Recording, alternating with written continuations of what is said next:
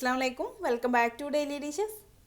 ഇന്ന് ഞാൻ അരിപ്പൊടി വെച്ചിട്ട് നമ്മുടെ ഇഡ്ഡലി തട്ടിൽ നല്ല പഞ്ഞി പോലെ സോഫ്റ്റ് ആയിട്ടുള്ള നമുക്ക് ബ്രേക്ക്ഫാസ്റ്റ് ആയിട്ടോ ഡിന്നറായിട്ടോ നല്ലൊരു സ്നാക്കായിട്ടൊക്കെ കഴിക്കാൻ പറ്റിയ റെസിപ്പി ആയിട്ടാണ് വന്നിട്ടുള്ളത്. ഉള്ളിൽ സ്പൈസി ആയിട്ടുള്ളൊരു മസാല ഫില്ലിങ്ങും കൂടെ ഉണ്ട്. അപ്പോൾ നമുക്കിത് എങ്ങനെയാണ് തയ്യാറാക്കിയെടുക്കുന്നത് നോക്കാം. അപ്പോൾ ഞാനിത് തയ്യാറാക്കാൻ വേണ്ടി ഒരു ബൗളിലേക്ക് 2 കപ്പ് അരിപ്പൊടി ചേർത്ത് കൊടുക്കുന്നുണ്ട്. വറുക്കൊന്നും ചെയ്യാത്ത സാധാരണ അരിപ്പൊടിയാണ് ഞാനിപ്പോൾ എടുത്തിട്ടുള്ളത്. ഇനി ഇതിലേക്ക് 1.5 കപ്പ് ചോറ് ചേർത്ത് കൊടുക്കാം.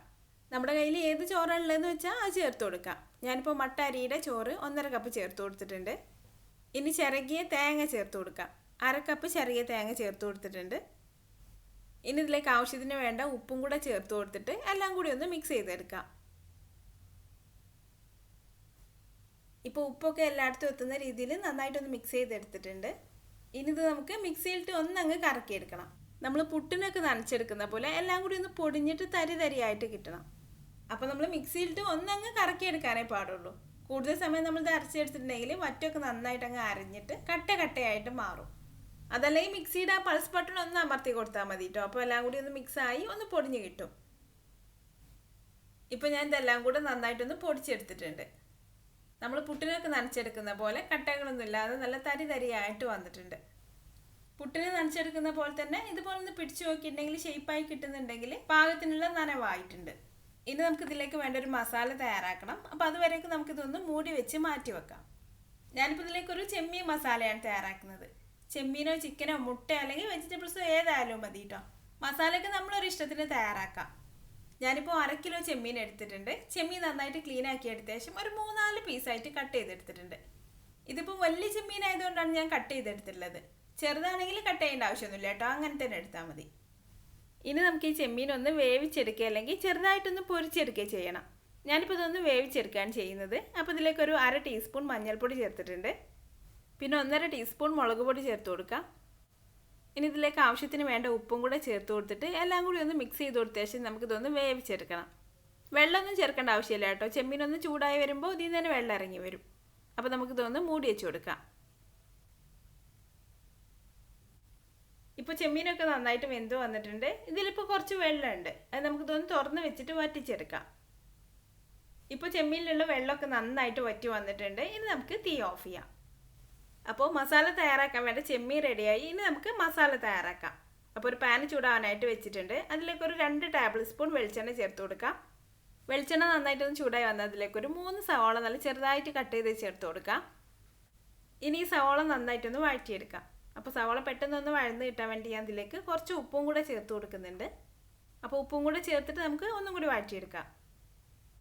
ഇപ്പോൾ സവാളയൊക്കെ ഒന്ന് വഴന്ന് ചെറുതായിട്ട് കളർ മാറി തുടങ്ങിയിട്ടുണ്ട്. ഇനി ഇതിലേക്ക് 1 ടേബിൾ സ്പൂൺ വെളുത്തുള്ളി ചതച്ചത് ചേർത്ത് കൊടുക്കാം. പിന്നെ 1/2 ടേബിൾ സ്പൂൺ ഇഞ്ചി ചതച്ചത്, 2 പച്ചമുളക്, കുറച്ച് കറിവേപ്പില. ഇനി ഇഞ്ചിൻ്റെയും വെളുത്തുള്ളിൻ്റെയൊക്കെ ഒരു പച്ചമണം മാറി വരുന്നവരെ നന്നായിട്ടൊന്ന് വഴറ്റിയെടുക്കാം.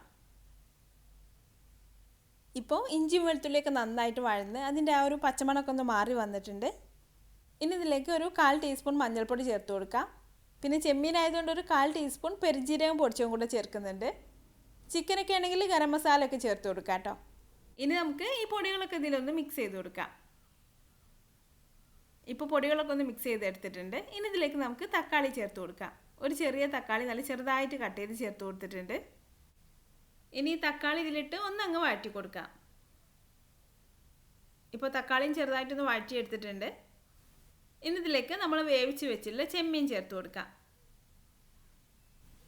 ഇനി എല്ലാം കൂടെ നന്നായിട്ടൊന്ന് ഇളക്കി കൊടുത്ത ശേഷം ചെമ്മീനിലേക്ക് ഈ മസാലയൊക്കെ ഒന്ന് പിടിക്കാനായിട്ട് ഒരു 5 മിനിറ്റ് നമുക്കിതൊന്ന് മൂടി വെച്ച് കൊടുക്കാം. അപ്പോൾ ആ ഒരു സമയം കൊണ്ട് തക്കാളിയൊക്കെ നന്നായിട്ട് അങ്ങ് വെന്തുടഞ്ഞോളും. അപ്പോൾ ഞാനിതൊന്ന് മൂടി വെച്ച് കൊടുക്കുന്നുണ്ട്.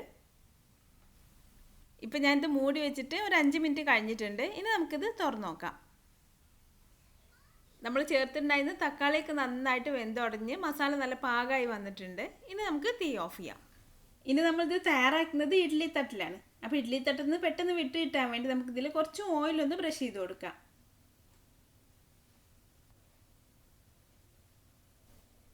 ഇനി നമ്മൾ തയ്യാറാക്കി വെച്ചിട്ടുള്ള മാവ് കുറച്ച് ഇതിലേക്ക് ഇട്ട് കൊടുക്കാം.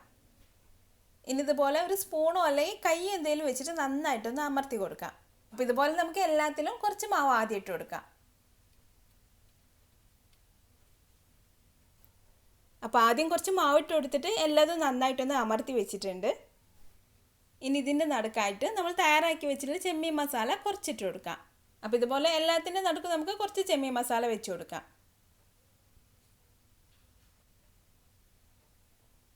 ഇപ്പോൾ മസാല ഞാൻ എല്ലാത്തിലും കുറച്ച് കുറച്ച് വെച്ച് കൊടുത്തിട്ടുണ്ട്. ഇനി ഇതിൻ്റെ ഓരോന്നിൻ്റെ മേലെ കുറച്ചും കൂടെ മാവിട്ട് കൊടുത്തിട്ട് ഒന്നും കൂടെ പ്രസ് ചെയ്ത് കൊടുക്കാം.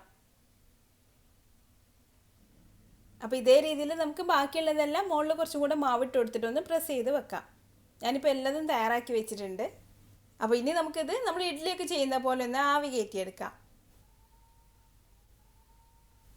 അപ്പോൾ ഇഡ്ഡലി പാത്രത്തിൽ ഞാൻ കുറച്ച് വെള്ളം തിളപ്പിച്ചെടുത്തിട്ടുണ്ട്. അതിലേക്ക് ഇത് ഇറക്കി വെച്ച് കൊടുക്കാം.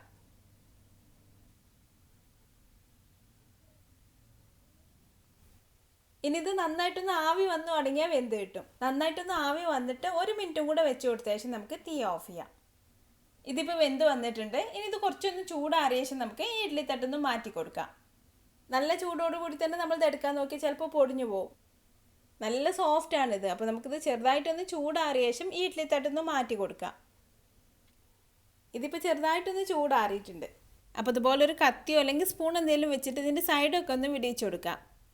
ഈ തട്ടിൽ ഒട്ടിപ്പിടിച്ചിട്ടൊന്നുമില്ല കേട്ടോ, പെട്ടെന്ന് വിട്ടു പോരുന്നുണ്ട്.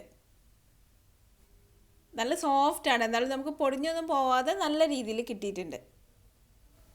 നമ്മൾ മാവ് തയ്യാറാക്കുന്ന സമയത്ത് വെള്ളം കുറവാണെങ്കിൽ ചിലപ്പോൾ നമ്മളിത് എടുക്കുമ്പോൾ പൊടിഞ്ഞു പോകും.